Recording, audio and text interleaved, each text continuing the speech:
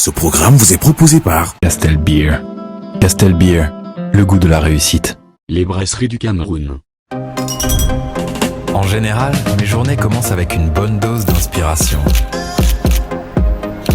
Je rencontre, j'apprécie, je découvre de nouveaux talents. En fin de journée, l'inspiration est toujours là. Hey, c'est tout! Et je suis fier de servir cette Afrique qui regorge de talent. Castel Beer, le goût de la réussite. Les brasseries du Cameroun.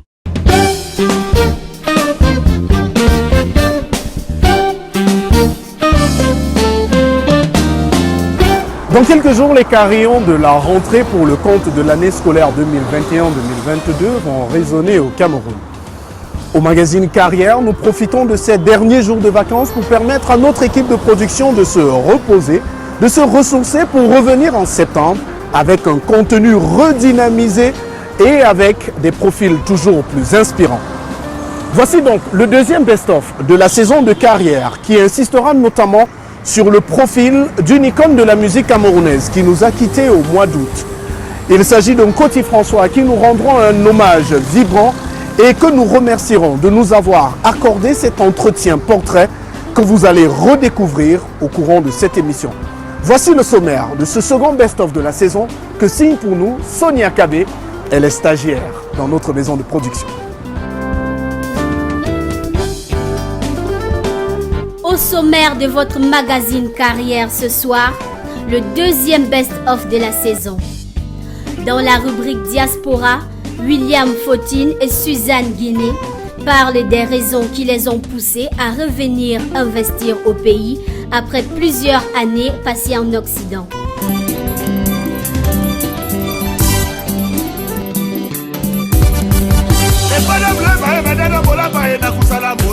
En Success Story, nous vous proposons de redécouvrir le parcours inspirant d'un Coty François. Le précurseur du Makossa moderne a définitivement rangé son micro le 4 août dernier. Dans le coaching du mois, Roland Kwemen parle de la mise à niveau. C'est la 7e qualité d'un leader d'impact.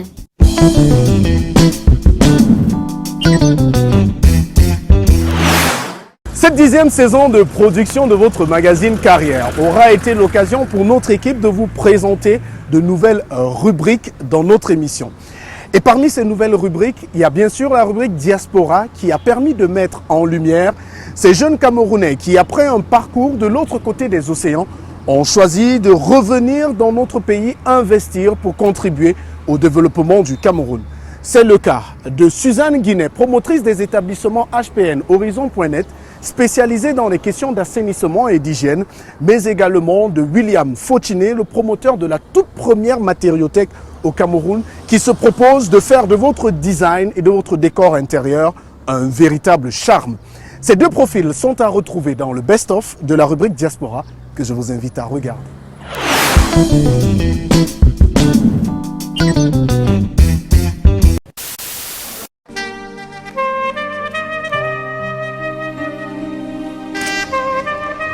Bonjour, je suis William Fotine, bienvenue à la Matériothèque du Cameroun. Vous êtes à la Matériothèque du Cameroun, qui est le haut lieu de la finition intérieure de notre pays, un lieu qui est à la destination des architectes d'intérieur, des architectes tout court, des acteurs de l'acte de construire, de bâtir. Ce que nous voulons mettre en évidence, c'est la finition intérieure. Pourquoi? Parce que la finition intérieure est le parent pauvre de la construction chez nous. Et ce lieu est un lieu que nous avons pris tout à fait nu, c'est-à-dire parpeurisé comme on fait chez nous, c'est-à-dire qu'on construit en parpaing, on crépit, on enduit et on met de la peinture. Sauf que le parpaing est un matériau qui est poreux, Donc en fait, il est très mal élevé. Donc en fait, vous avez une finition qui n'est pas linéaire sur vos murs. Si vous voulez avoir une telle finition, vous êtes convié de vous rendre à la Matériothèque du Cameroun. On a voulu aussi mettre en évidence la corrélation qui est entre le bien-être des collaborateurs et la productivité d'une entreprise. C'est pour ça que vous retrouvez un espace de travail ouvert, en fait, parce que quand vous allez dans un espace de travail, vous avez une banque d'accueil, vous avez des espaces pour se réunir, vous avez des benches de bureaux, pour des bureaux en open space.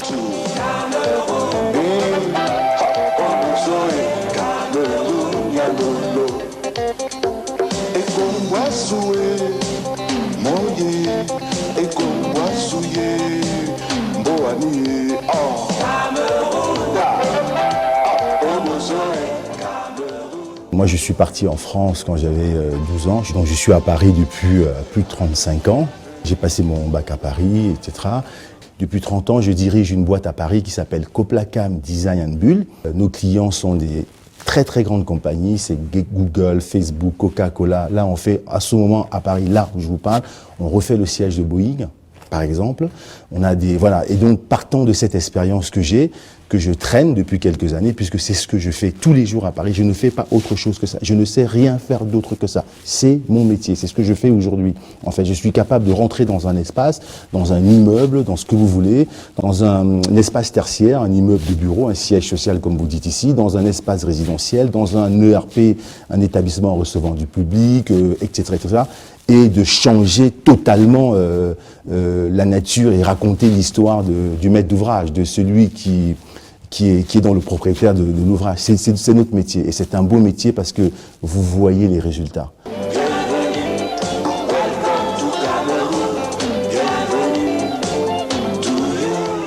Pourquoi j'avais envie de rentrer? Parce que j'avais envie d'apporter cette part, ce que j'ai appris dehors, ici dans ce pays. Je voulais cette matériothèque, je la voulais. Et vous savez quoi? J'avais raison. J'avais raison parce que ça marche bien. Parce qu'il y a du travail, il y a de la demande, il y a même des affaires. Ok, ça va, c'est super, je suis très content. Donc je dis à tous les gens de la diaspora, n'ayez pas peur, c'est notre pays. N'ayez pas peur. Je sais qu'il y a des expériences qui sont mal passées, que les gens sont repartis. Revenez, c'est notre pays. Le président Paul Biya l'a dit d'ailleurs, il a dit dans un de ses derniers discours, allez à l'extérieur, je vais le schématiser parce que j'ai pas la phrase entière, mais il a dit grosso modo, allez apprendre à l'extérieur et revenez avec ça au Cameroun. C'est ce que j'ai fait.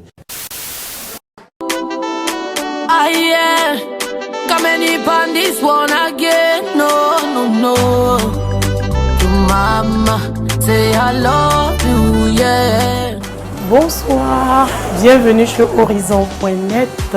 Horizon.net, c'est une entreprise qui est pour l'assainissement et le bien-être.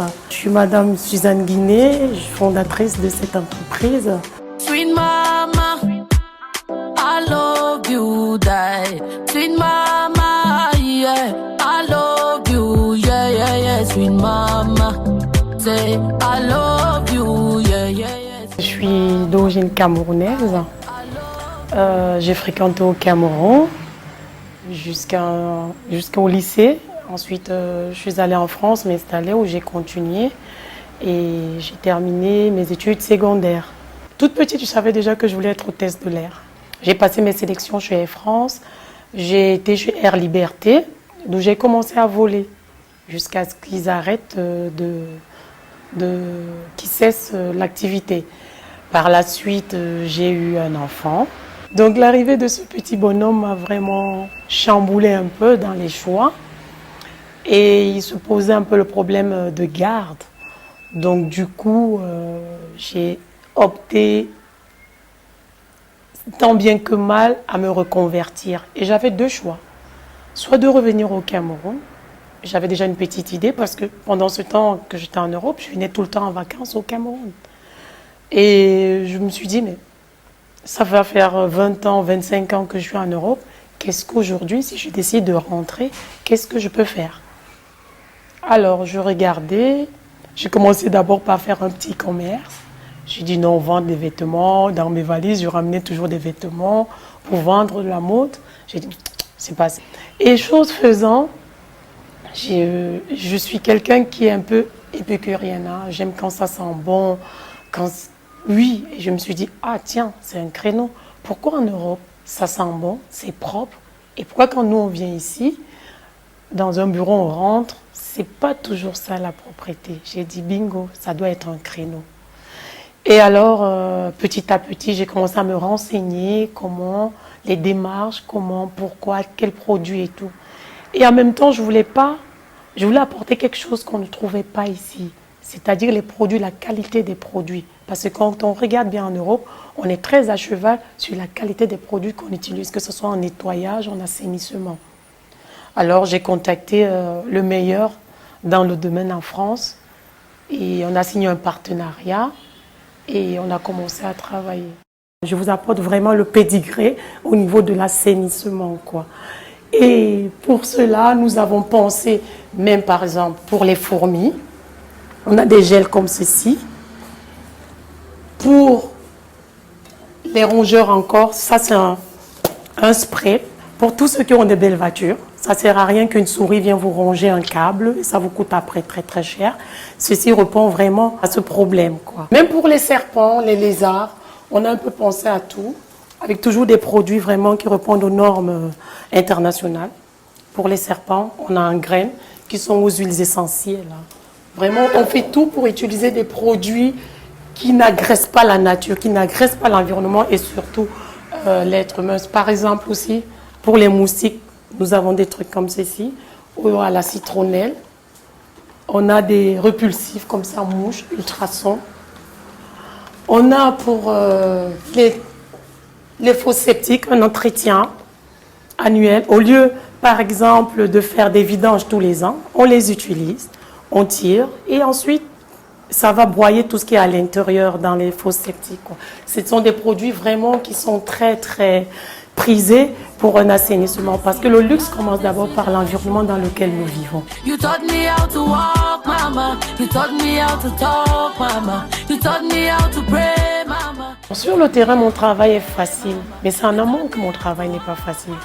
Parce que pourquoi? Parce que le client, on doit lui montrer l'importance. Pourquoi il paye? Parce que nous faut dire, nos produits ne sont pas à la portée de tout le monde. C'est des produits qui ont un certain prix, ça il faut le dire aussi. Dans mon cas, ça a été bien accueilli parce que dès que je parlais aux gens, je vais assainir avec des produits écologiques, biologiques, qui sont sans danger pour l'humain, l'environnement, ce sont des produits non allergènes. Chacun me dit, ah bon? Et je leur disais non, oui, et surtout, ça ne mouille pas, ça ne va pas vous intoxiquer. Tout le monde était intéressé. Quand on a déjà eu un discours tel que celui-là pour la santé avec le client, sur le terrain, c'est très très facile parce que c'est un appareil qui est automatisé. L'être humain ne fait presque rien. On arrive, on branche, on prend le volume de la pièce, on diffuse, c'est par gaz sec, et puis on sort. Après, le technicien il vient, il reprend la machine, il sort, et puis c'est tout. On laisse juste le temps de pause, 1h30 par contre. Le temps que le produit s'imprègne bien des murs, des meubles pour faire son travail. Et après, 1h30, on rentre travailler tranquillement. Au Cameroun, berceau de mon enfance, tu es le soleil de ma vie. Je suis fier de toi, et tant que je vivrai, je me battrai toujours pour tes couleurs. Pourquoi j'ai choisi de revenir au Cameroun? Parce que déjà, je suis d'origine camerounaise, il faut dire. Et j'aime beaucoup le Cameroun. Et je décide de rentrer parce que je veux apporter ce plus-là. Parce qu'il y a un potentiel au Cameroun. On a une classe moyenne qui a vachement grandi. Et il y a la population. On pense au bien-être d'abord de la population. Moi, mes produits sont vraiment destinés pour la population.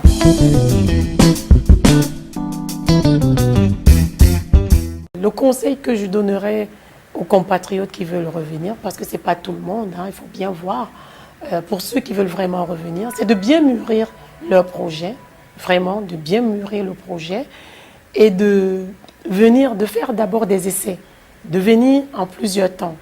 Ne venez pas une seule fois avec tout, non. Venez, faites 3 mois, rentrez, préparez le terrain vraiment. Et je pense plus qu'on a plus à gagner au Cameroun. C'est un terrain vierge, on peut vraiment bâtir. Et c'est nous qui devons bâtir notre Cameroun.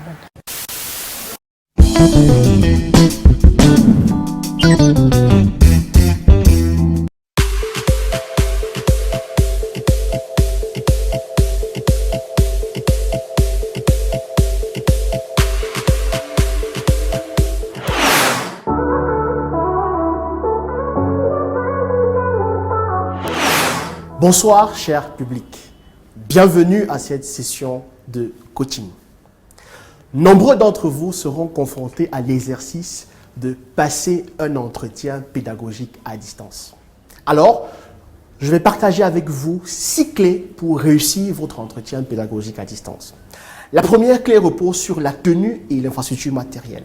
Ce n'est pas parce qu'on parle d'entretien à distance que vous n'allez pas y aller avec toute la rigueur possible. C'est important que votre tenue reflète le métier que vous voulez faire plus tard. Assurez-vous d'être habillé confortablement. Sur le point de vue matériel, vérifiez que vous avez une bonne caméra et que votre micro fonctionne, sans oublier que vous avez une bonne connexion Internet et que vous êtes dans un environnement calme pour être en mesure de passer votre entretien dans des bonnes conditions. La deuxième clé repose sur comment se présenter. C'est un exercice très important et qui donne le ton de votre entretien. 3 astuces vous permettent de pouvoir réussir cette étape-là. Présentez votre situation actuelle. Quel est votre âge? Qu'est-ce que vous avez fait comme études? Vos influences en termes d'activités ou de personnes qui vous inspirent. Votre projection métier, ressortir brièvement le métier que vous voulez faire plus tard, ainsi que la formation que vous voulez choisir dans l'université qui vous intéresse. La deuxième clé, c'est le choix de l'école. Toutes les universités ont quelque chose de particulier. Je vous invite à aller regarder leur chaîne Instagram, YouTube, pour avoir le maximum d'éléments sur les classements, les accréditations des écoles, la vie associative, la façon dont sera organisée la proximité que les étudiants ont avec le marché de l'emploi. La troisième clé, c'est votre projet professionnel. C'est un élément, sinon le mobile le plus important, quand on parle d'un projet de mobilité à l'international. Il faut bien faire attention de pouvoir choisir un projet qui épouse au mieux vos passions, vos centres d'intérêt et un projet global et pouvoir positionner le parcours que vous allez faire au sein de l'école avec vos projections métiers et le rêve que vous voulez réaliser, sans oublier les entreprises qui vous intéressent. Est-ce que vous êtes plutôt orienté salariat ou entrepreneuriat? Sinon, vous mettre à votre propre compte et pouvoir créer de la valeur. La quatrième clé repose sur le choix de l'école. Toutes les écoles se valent, mais il est vraiment très important d'être en mesure de choisir une école en fonction de ce qui la distingue des autres caractéristiques et autres. La cinquième clé repose sur pourquoi vous et pas un autre candidat. Alors, comme conseil, je recommande souvent de faire un bilan de compétences, un bilan de passion pour pouvoir ressortir quels sont vos points forts, quelles sont vos qualités, quels sont vos points à améliorer. J'aime pas trop parler de points faibles parce qu'un point faible peut être une situation sur laquelle vous travaillez et vous essayez de vous améliorer et être capable de capitaliser cette expérience et d'en faire un point fort. Il est important de ressortir tous les éléments qui permettent de savoir qu'est-ce qui vous rend unique, qu'est-ce qui vous rend spécial et quelle est, au vu de votre parcours, la valeur ajoutée que vous allez être capable d'apporter dans cette école. Éventuellement, on ne va pas à un entretien sans préparer des questions. Ça, ce sera la 6e clé. Préparer des questions, poser le maximum qui vous vient en tête. Cela témoigne votre intérêt pour l'école et votre curiosité et ça pourra éventuellement permettre aux recruteurs d'avoir une idée de qui vous êtes et de comment vous souhaitez orienter votre carrière. Pour conclure, je vous dirais, il faut oser votre avenir.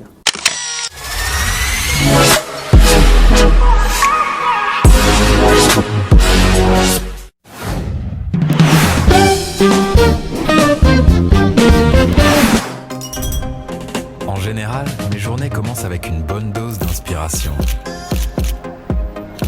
Je rencontre, j'apprécie, je découvre de nouveaux talents. En fin de journée, l'inspiration est toujours là. Hey, c'est tout. Et je suis fier de servir cette Afrique qui regorge de talent. Castel Beer, le goût de la réussite. Avec le développement de l'industrie hôtelière, le besoin en personnel de qualité formé selon les standards internationaux est grandissant. Au Cameroun, l'Académie H2T se positionne comme la référence en formation en hôtellerie, tourisme et territoire. Ces résultats, 100% BTS session 2021, dont la Major nationale, son cadre idyllique en font une école de pointe pour une formation de qualité. Académie H2T, les différences d'aujourd'hui, la référence de demain. Prochaine rentrée académique, le 4 octobre 2021.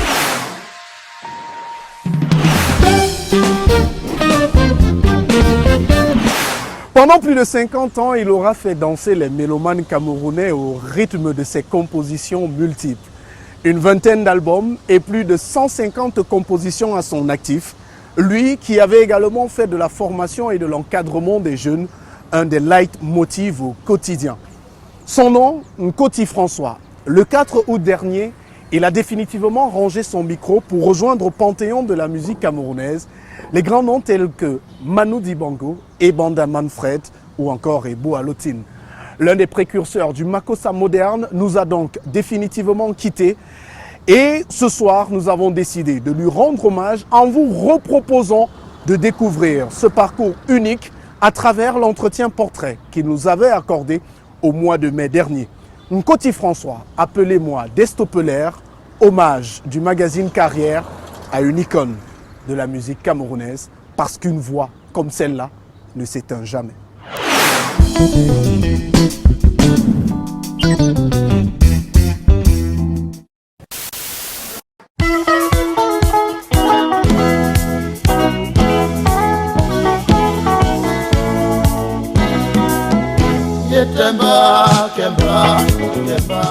Je demande, sur ce soleil plein de sainteté, qu'un Nkoti ne meure jamais pauvre. Parce qu'il fait beaucoup pour l'art de la musique. Il est ouvert. Bon, récemment, là, avec la communauté de Ben, il vient de travailler en symbiose pour animer la ville de Douala, et ils ont appelé ça Douala Fiesta. Pourquoi moi j'ai pas eu cette idée? Pourquoi Ekale n'a pas eu cette idée? Pourquoi Ekomi n'a pas eu cette idée en tant qu'artiste? Mais c'est un Nkoti qui a eu cette idée. Voyez-vous? Donc le nom de Nkoti, je ne sais pas, un peu du respect à vous Camerounais que vous m'écoutez à ce moment-là.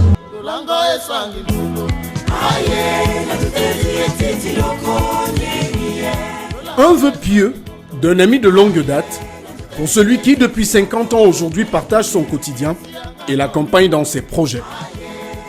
Un homme aux multiples facettes qui fait partie intégrante du paysage socio-culturel des 50 dernières années au Cameroun.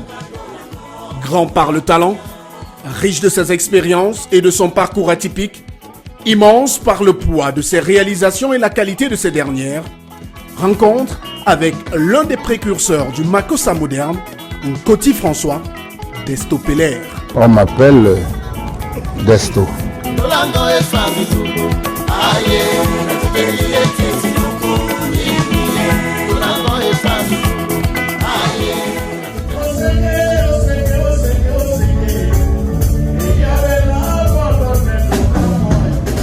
Il n'a rien perdu de son talent de scène. 50 ans après ses débuts, sa passion est restée inchangée, même s'il est moins fécond que pendant ses années fastes.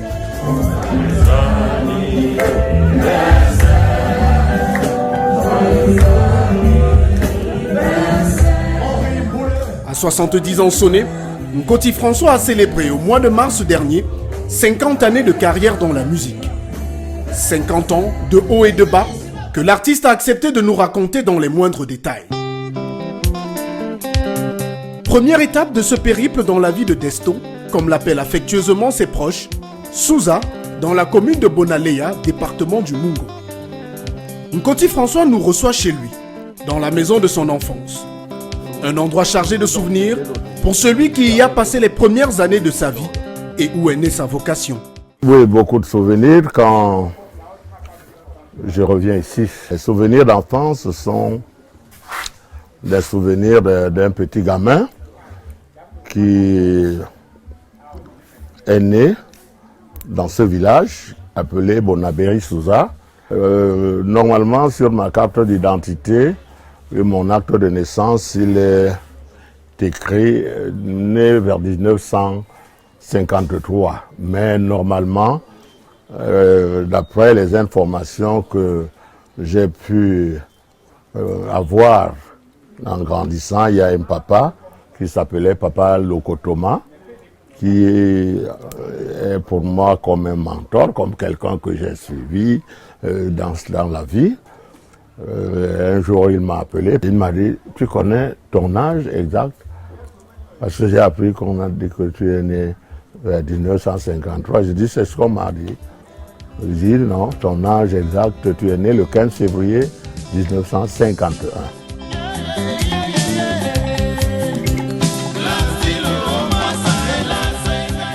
Entouré de ses amis, Nkoti passe ici une enfance plutôt joyeuse. Entre la chasse et les jeux de gamin, il a tout pour être heureux. Je ne me souviens pas à l'âge où je suis allé à l'école parce que à l'époque, aller à l'école pour nous ici, c'était les enfants qui étaient plus aisés que les autres allaient à l'école à temps.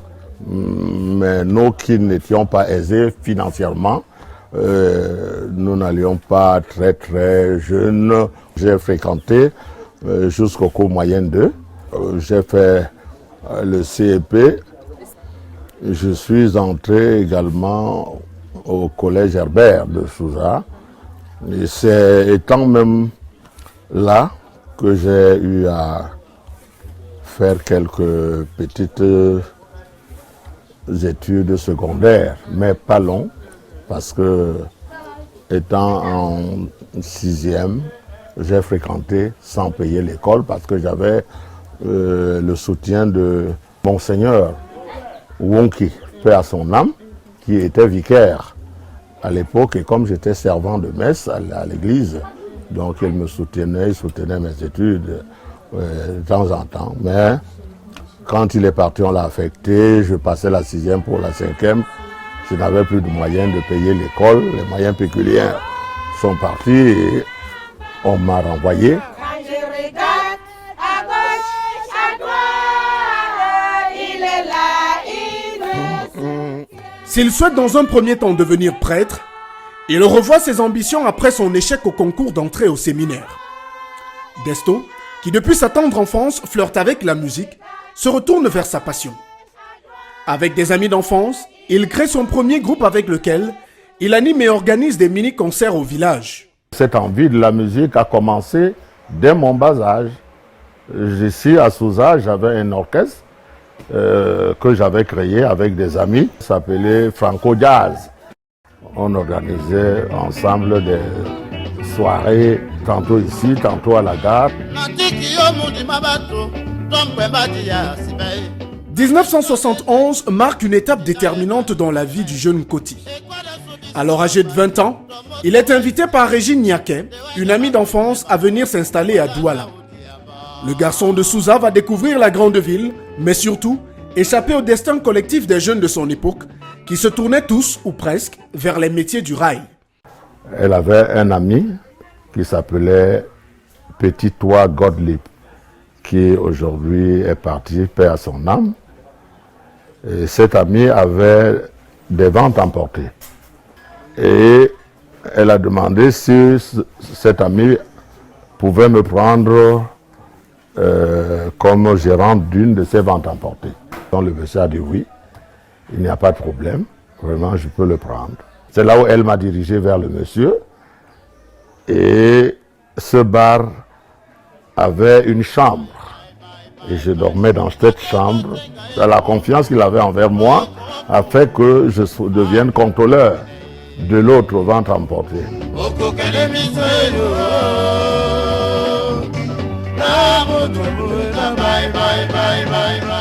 Travailleur acharné, Nkoti réussit à convaincre son patron de lui confier la gestion de la nouvelle vente emportée qu'il installe quelques mois plus tard.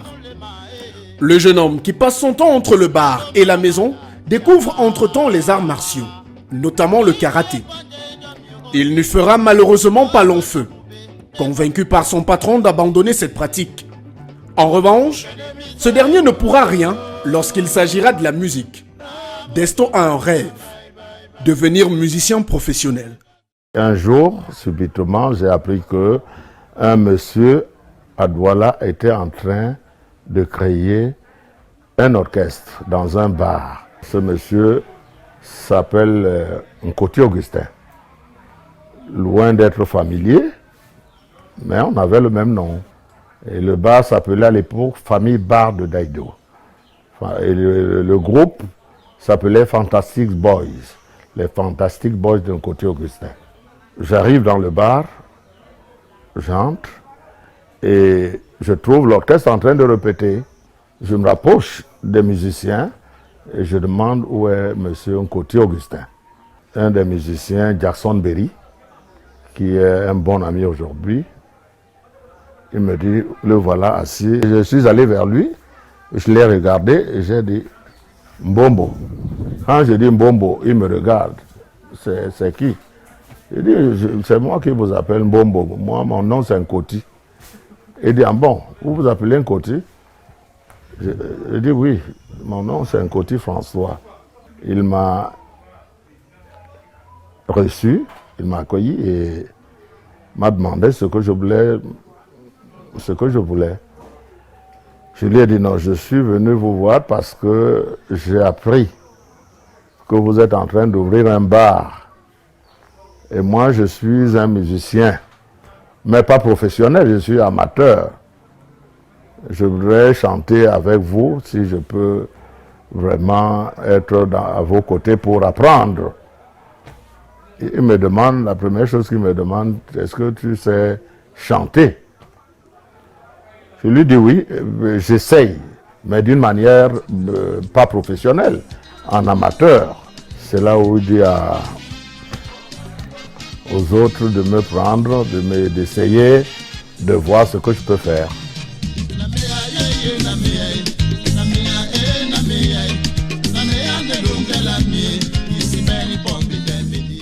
Il n'en faut pas plus à l'enfant de Souza, qui convainc tout le monde avec une interprétation de l'un des titres de Nkoti Augustin, son homonyme. Il est adopté par l'orchestre et invité à se mettre au travail pour rapidement passer au niveau professionnel. Là encore, sa détermination lui permet de se hisser au niveau de ses collègues, au point de devenir le chanteur principal du groupe. Entre le cabaret et le bar où il continue son travail de gérant, le jeune homme a très peu de temps pour lui. Mais pour sa passion, il est prêt à tous les sacrifices, même à travailler sans salaire. Je marchais chaque soir de Bali à Daïdo à pied pour animer. Et après la soirée, à 1h du matin, je devais reprendre la route pour rentrer à Bali. Et ouvrir le matin, continuer la vente de la bière. Vous voyez comment ça devenait déjà trop compliqué. C'est là où je demande aux musiciens, celui qui était comme chef d'orchestre, Jackson Berry, Jackson, tu vois, j'ai déjà chanté, je chante là tous les jours, j'anime la soirée et je suis la première attraction du public. Vraiment, il faut que tu dises à Nkoti Augustin de voir ma situation, qu'il me donne au moins quelque chose chaque mois comme vous. Même si ce n'est pas la même chose comme vous, mais qu'on me donne au moins quelque chose.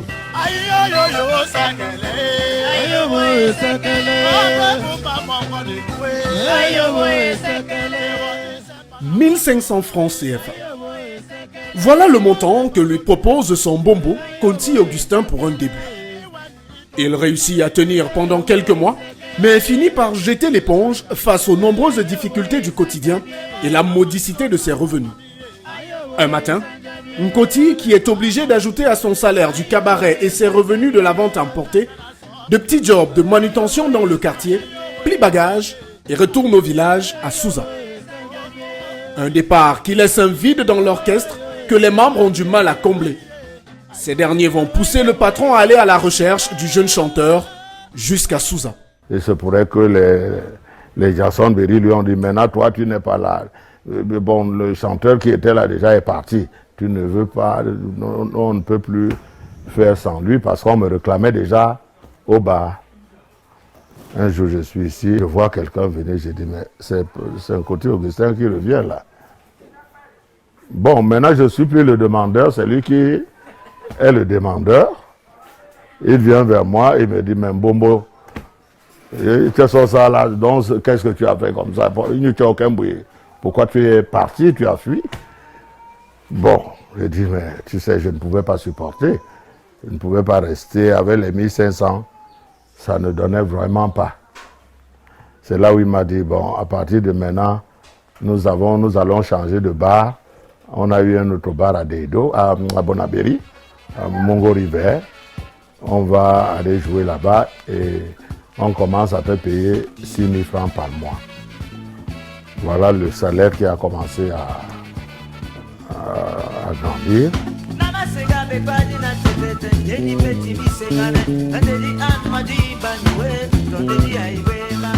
De retour à Douala, Deston se trouve une chambre à louer à Deido, non loin de Mungo River.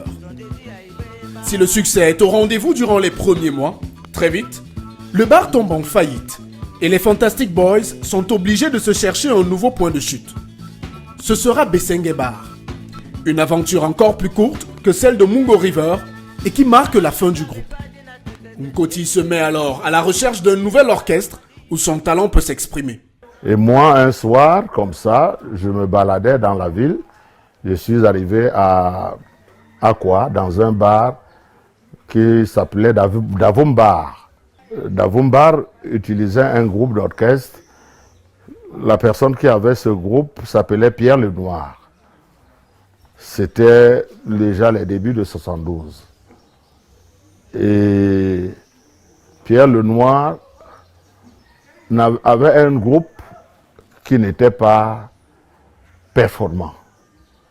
Il n'avait pas de chanteur. Alors j'arrive, je demande à chanter. Les gars demandent si je connaissais les chansons en vogue de l'époque, les Yom, les Missengo François et autres. Je leur dis oui, donnez-moi la guitare, donnez-moi le micro, je vais chanter. Alors je leur demande, vous connaissez jouer ça là, telle chanson? Ils disent oui. Je chante.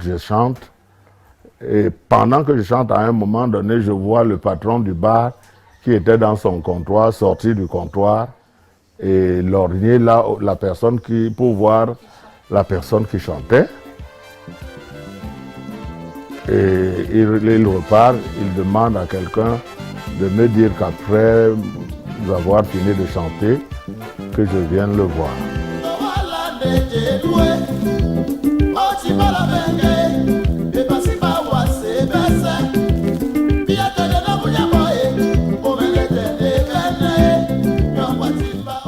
Une fois encore, il réussit à mettre tout le monde d'accord dès les premières notes.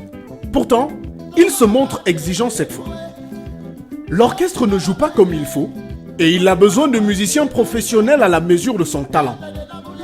Un orchestre qu'il va constituer lui-même, petit à petit, au gré des arrivées de jeunes musiciens hyper talentueux. Le premier à le rejoindre, Moué Jean, avec dans ses valises un guitariste de talent.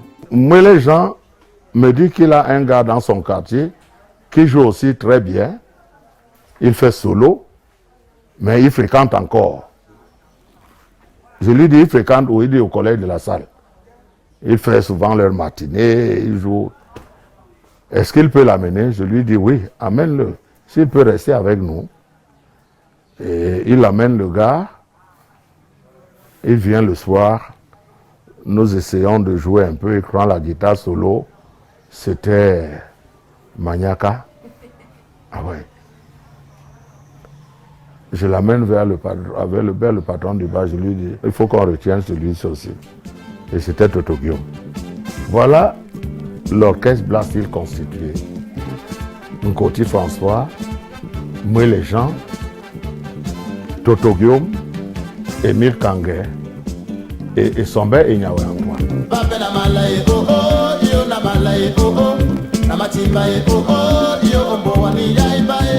Les débuts sont loin d'être aisés pour l'orchestre. Ayant constaté le départ de tous les anciens membres de son orchestre, le propriétaire des instruments décide de les récupérer. Pour autant, le promoteur du bar ne se laisse pas décourager et propose aux musiciens de se lancer ensemble à la quête de nouveaux instruments. Ils font alors la rencontre d'un monsieur nommé Willy au saxo d'or, propriétaire d'instruments dernier cri, flambant neuf. Après moult discussions, ce dernier accepte de leur céder son matériel en location-vente. Le Black Steel se retrouve à la tête du meilleur matériel de la ville de Douala, ce qui attise la jalousie de groupes déjà établis. Quand on a commencé à jouer, c'était le meilleur matériel de Douala à l'époque. C'est là où un monsieur qui était le manager de Los Calvinos, Los Calvinos c'est l'orchestre de Misengo François, les Bon Edouard, il est venu voir notre matériel et il a vu que c'était le bon matériel. Il est passé par derrière, voir le patron du bar pour lui dire, mais tu as un très beau matériel, mais tes musiciens, ils jouent bien, mais ils n'ont pas encore de public. Si tu prends l'orchestre Los Calvinos, qui attire déjà beaucoup de monde, tu vas voir que tu vas rembourser ton argent pour acheter ce matériel facilement. Et comme le Satan est toujours là, le patron, en arrivant un jour, un soir, on a trouvé que Los Calvinos jouait sur notre matériel. Et ils avaient déjà annoncé, sans que nous on le sache, et leurs clients sont venus ce soir-là, nombreux.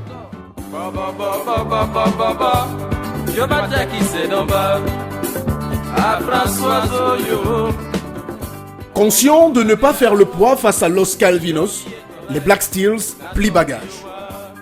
Ils retrouvent très rapidement un point de chute, une fois encore grâce à Nkoti François, du côté d'Orix Bar à Bonabiri. Ici, Desto réussit à négocier un bon salaire pour lui. De 6 000 francs CFA, il passe à 15 000 francs CFA par mois. Des revenus plutôt conséquents pour l'époque. Pourtant, l'aventure Orix Bar tourne court. Après un passage à Davon Bar où ils se voient offrir leur première tenue de scène, le Black Steel est contraint de retourner à Bonabiri, le Mungo Bar ayant rouvert ses portes après la fermeture par les impôts de Davon Bar. À Mungo River, le Black Steel enregistre son premier disque. Toto Guillaume, qui était comme un chercheur, un démarcheur, a envoyé une lettre à Sonodisc en France pour dire qu'il est avec un groupe, nous sommes ensemble et nous voulons sortir des disques. Le groupe s'appelait Black Steel. Il disait, bon, c'est là où il demande à Toto de faire un enregistrement, leur envoyer une bande. Et maintenant, pour enregistrer, il fallait trouver un studio. Nous avons démarché, on a trouvé un ami qui avait un appareil pour l'enregistrement. On lui a demandé de nous enregistrer et il a accepté. Il est arrivé au Mungo River, devenu Club du Peuple. On a placé le matériel dans une chambre avec la batterie, avec tout. Maintenant, il fallait enregistrer ce matin-là. Nous tous, nous sommes arrivés. Et Sombe Ignawe Antoine n'est pas là, le batteur de l'orchestre. On l'attend, on le cherche partout. Toto Guillaume prend le taxi. Il repart à Aqua. Sa maman lui dit, et Sombe est sorti depuis le matin avec un sac. Il est parti, il ne sait pas là où il est.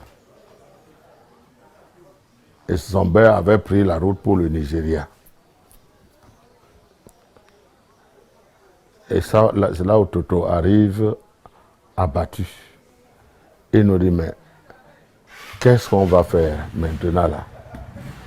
Voilà les instruments installés, nous devons enregistrer. On se regarde dans les yeux Et moi, les gens, ils me disent, mais toi, tous les soirs ici, quand Essombe n'est pas là, tu t'amuses à la batterie, tu essaies de faire quelque chose. Mais essaye de te mettre sur la batterie, tu joues. On ne peut pas perdre cette occasion. C'est là où je décide de monter sur la batterie. Je fais la batterie, au même moment, je chante. Et on a enregistré 8 titres.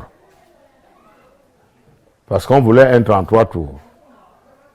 Quand on a enregistré ces 8 titres, on les a envoyés à Sonodisc en France. Sur les 8 titres qu'on a envoyés, ils ont choisi Françoise, une composition de Toto Guillaume et Ndoutou, une composition de Nkoti François pour sortir.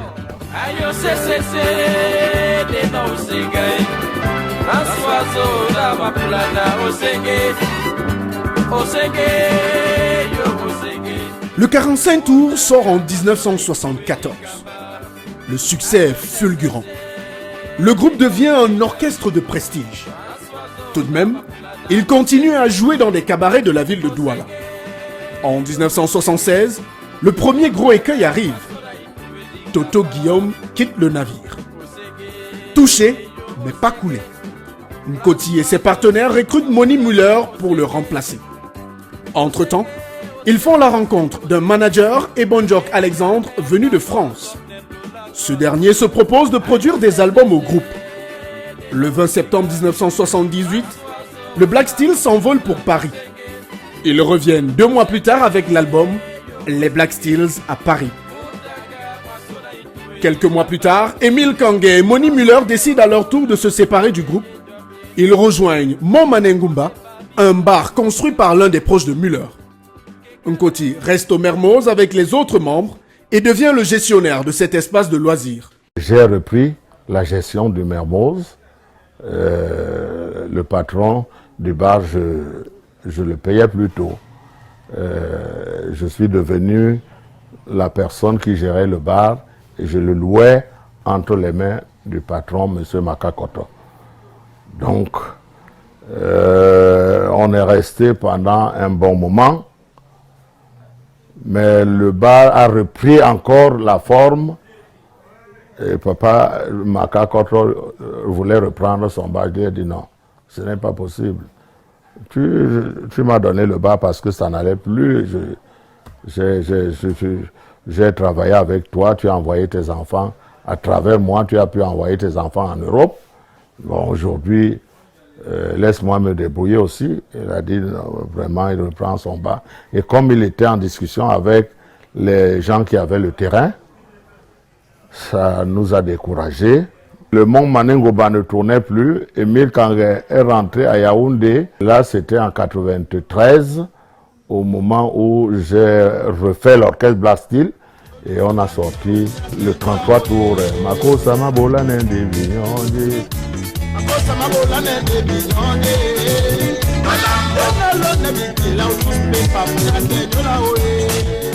Ce disque et son succès est le dernier du groupe Les Black Steel sur le marché.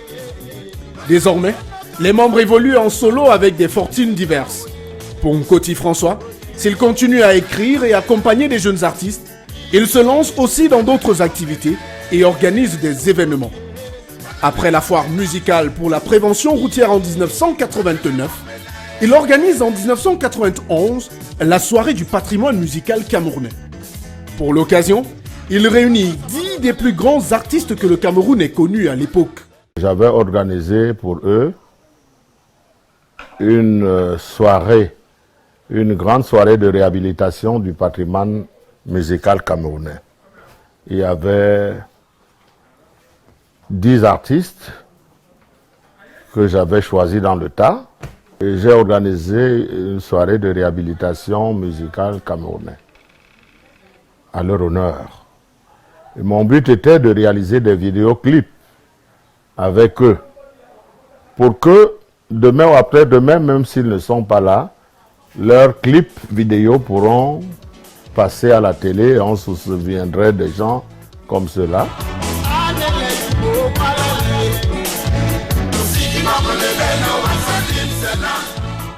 Ingénieux, Nkoti François déborde d'idées.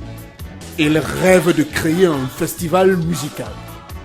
En 1993, le Fomaric voit le jour. Une idée qui reçoit très vite l'assentiment des autorités de la ville de Douala et des populations. La première édition est un succès. Pourtant, il doit changer à plusieurs reprises de lieu avant de s'implanter définitivement au club Camtel à Bépanda. J'ai organisé en 1993 la première édition.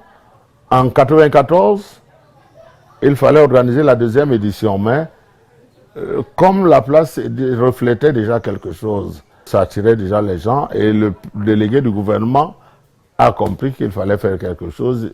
En 1994, il y a eu un événement Douala-Dakar. C'est de là sort le nom du marché Sandaga. Parce que Sandaga, c'est une ville au Sénégal qui s'appelle Sandaga. Donc c'est de ce jumelage Douala-Dakar que sort le nom du marché Sandaga. Et à partir de là, les sauveteurs ont commencé à le voir pour lui dire non, vraiment nous voulons regagner notre site. Parce que il leur demande, mais vous avez refusé le site. Il dit non. Il dit, mais si le garçon, s'il n'avait pas ouvert le site aujourd'hui, vous... Alors il m'appelle, il me fait appeler, je viens à son bureau, il me dit, mon jeune frère, tu sais, ce marché, je l'avais construit pour les sauveteurs. Maintenant, ils le boudaient. Mais aujourd'hui, comme tu as ouvert leurs yeux, ils veulent reprendre leur site. Et c'est là où je lui ai dit non, il n'y a pas de problème, je vais chercher ailleurs. C'est ce que Dieu, c'est un esprit que Dieu a donné. Il va continuer de s'éliminer un peu partout. Et c'est là où je suis allé voir le prince Bel, le prince René Bel. Si j'allais chez lui, je lui ai présenté le truc, je lui ai expliqué tout. Il a dit non, viens organiser au Parc des Princes.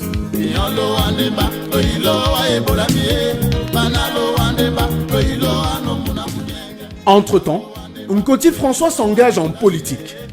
Il devient pendant 2 mandats consécutifs maire de la commune de Bonalea, dont fait partie son village natal, Souza. Une commune qu'il conduit progressivement sur le chemin de la modernité, avec des réalisations aussi nombreuses que pérennes. Au niveau du lycée de Penamboko, par exemple, j'ai construit des bâtiments, des salles de classe sur fonds propres de la commune. Ici à Souza, par exemple, j'ai construit un grand rond-point. J'ai construit un lycée. Le lycée technique de Souza a été initié par moi, créé par moi à travers les enseignements secondaires. Et les premiers bâtiments ont été construits par moi. J'ai construit un pont et ouvert la route d'un village qui relie le village Bonabéry-Souza et le village de Kaké. J'ai construit la recette municipale, une grande partie des bâtiments qui sont à la recette municipale. Tout cela a été construit par moi. J'ai construit une école à Maléké, dans un village de la commune. Je peux citer dans tous les villages presque. Si nous allons village par village, je vais vous montrer ce que j'ai eu à faire. Et c'est pour le plaisir et le bonheur des populations.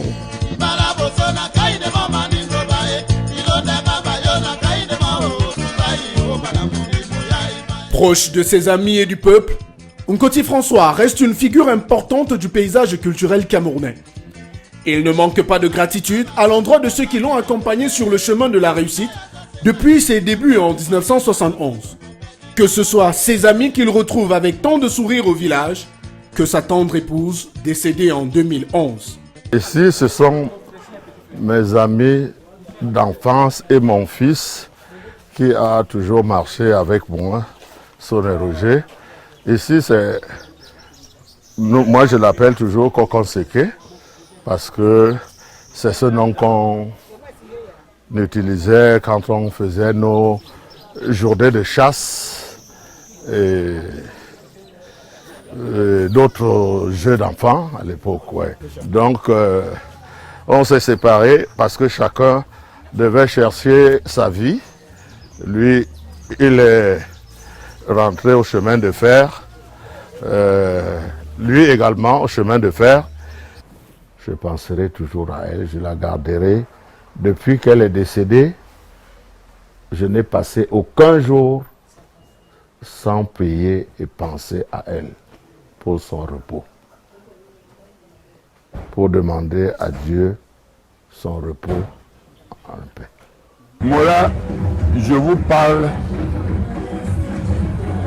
et ce que je vais vous dire, je le puise dans la profondeur de mon cœur. Parce que s'il y a amitié qui existe, côté François auprès de ma vie et auprès de ma carrière musicale, ça en est une.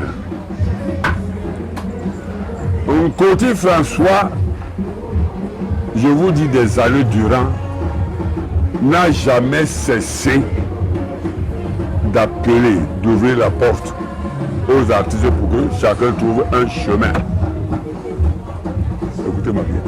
Je ne peux pas citer les noms des jeunes, mais je cite mon nom. Parce que moi, auteur-compositeur de l'époque, je n'avais pas de porte. Je vivais avec mes œuvres dans la brume.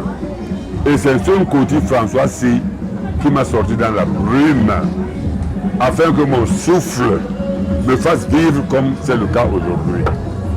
Mais il y a certains dimanches où je m'accroche à lui, que l'on prie ensemble, que Dieu nous accorde une protection, afin de lui permettre de vivre en bonne santé, sa famille y compris. Moi pareil.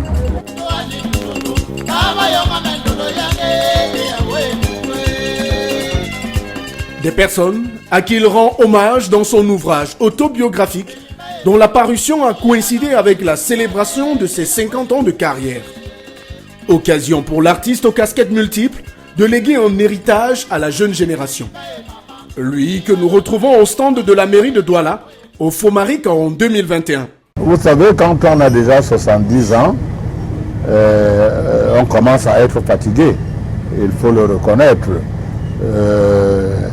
L'inspiration aussi ne vient pas très très facilement comme du moment où on était dans la jeunesse et on créait régulièrement. Mais de temps en temps, il m'arrive de créer, de me concentrer sur quelque chose et créer, et surtout aussi que je me rapproche de certains jeunes. Vous savez, il y a un proverbe qui dit quand l'éléphant vieillit en brousse, il commence à têter les seins de ses enfants pour avoir plus d'énergie. Donc je suis entouré de ces jeunes. Martino Ngale par exemple, il y a Doxy, avec qui j'ai fait un featuring dans mon dernier single, y compris Martino Ngale. Donc je ne peux pas me fatiguer parce que c'est cette carrière que Dieu a voulu que je fasse. C'est avec cette carrière que Dieu a voulu que je vive. Et je vis à travers elle. Et je suis content de le faire.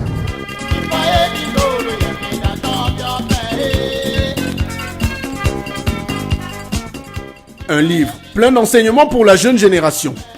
Des jeunes à qui le père Nkoti ne manque de prodiguer des conseils tant sur la vie que la gestion de leur carrière artistique. Le conseil que je donnerai aujourd'hui aux jeunes artistes, c'est le travail.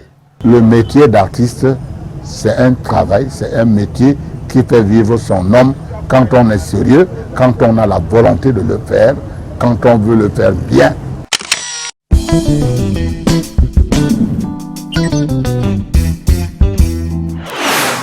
À vous qui nous rejoignez à l'instant, sachez que c'est depuis Souza, village natal de ce monument de la musique camerounaise, homme de culture, qui œuvre encore et encore pour la jeune génération, que nous vous offrons cette autre édition de votre émission Carrière. Nous sommes là, dans son domicile familial. C'est ici qu'il est né. C'est également là qu'il a fait ses débuts dans la musique. Nous sommes en compagnie de celui qu'on a surnommé Destopolaire. Et je me permets de demander à Papa Nkoti, pourquoi ce surnom? Destopolaire, c'est un surnom qui m'a été donné depuis mon enfance. À l'époque, la régie Fercam était pour nous, ici au village, comme une société mythique. Bon, ça nous amenait les petits jeux d'enfants qu'on faisait. On faisait des gares. On créait des chemins de fer à travers des boîtes de sardines qui roulaient, ou une personne roulait par terre avec une boîte de sardines.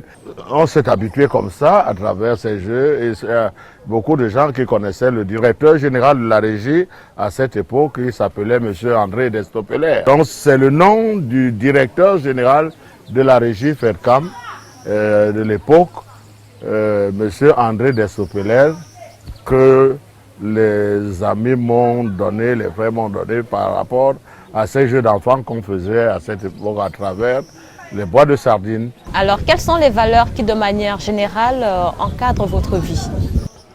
La justice. J'aime la justice, l'amour, la paix, la foi.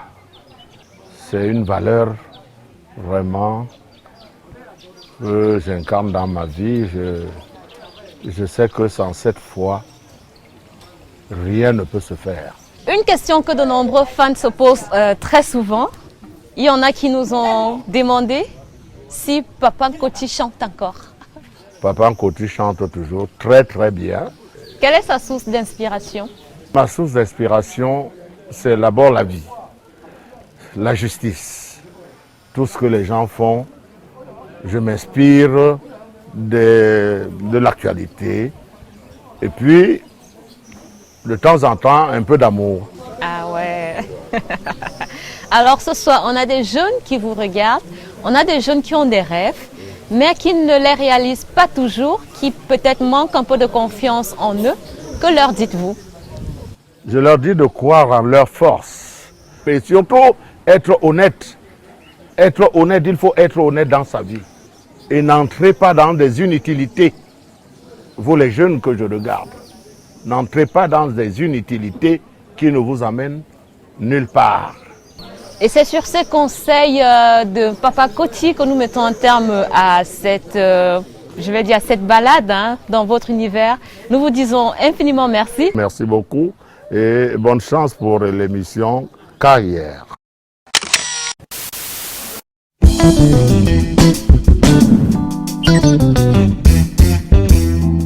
Se mettre à niveau au quotidien et acquérir de nouvelles connaissances, voilà une qualité que doit développer un leader, mais surtout un leader d'impact. Parce que la nécessité de se mettre à niveau est constante et répond aux exigences des développements et de l'évolution de la société. C'est d'ailleurs ce que nous rappelle dans la rubrique coaching du mois, Roland Kwemen. Il est senior coach en développement personnel. Je vous invite à le suivre avec beaucoup d'attention. C'est le coaching dans Carrière.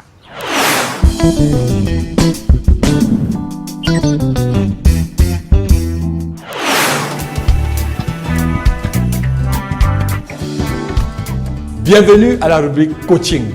Nous sommes toujours dans la série des 10 façons d'agir en champion ou alors les 10 qualités des leaders d'impact.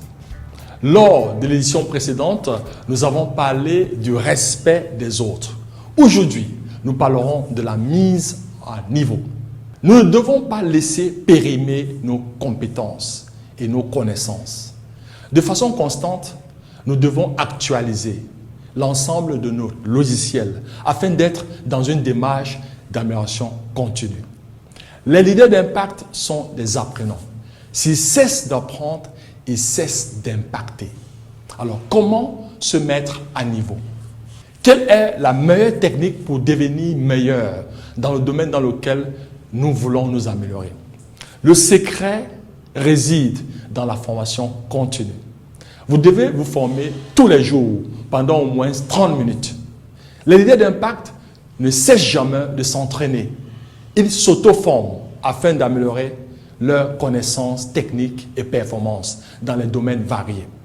Ils cherchent à apprendre des nouvelles choses, notamment sur ce qui les passionne.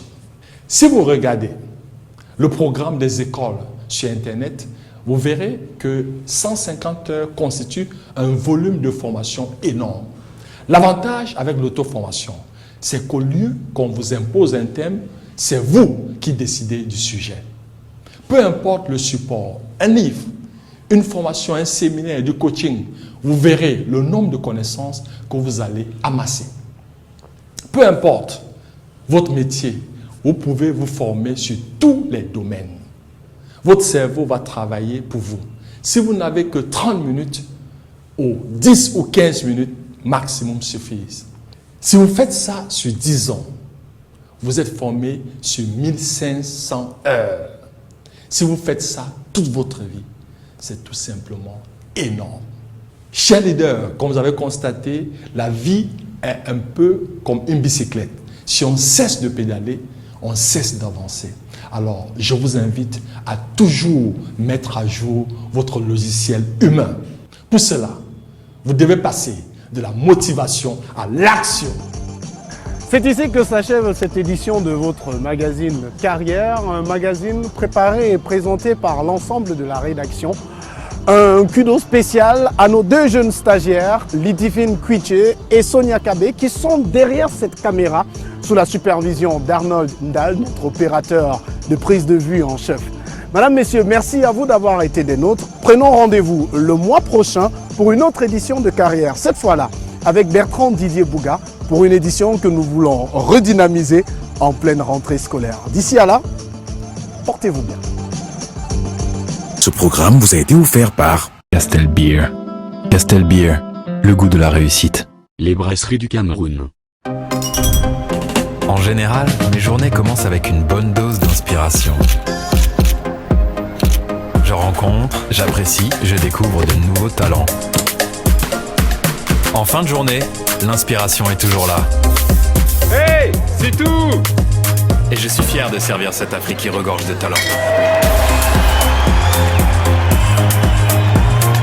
Castel Beer, le goût de la réussite.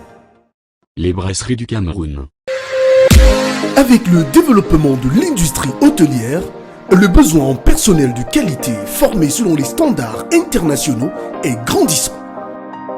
Au Cameroun, l'Académie H2T se positionne comme la référence en formation en hôtellerie, tourisme et territoire. Ses résultats, 100% au BTS session 2021, dont la Major nationale, son cadre idyllique en font une école de pointe pour une formation de qualité.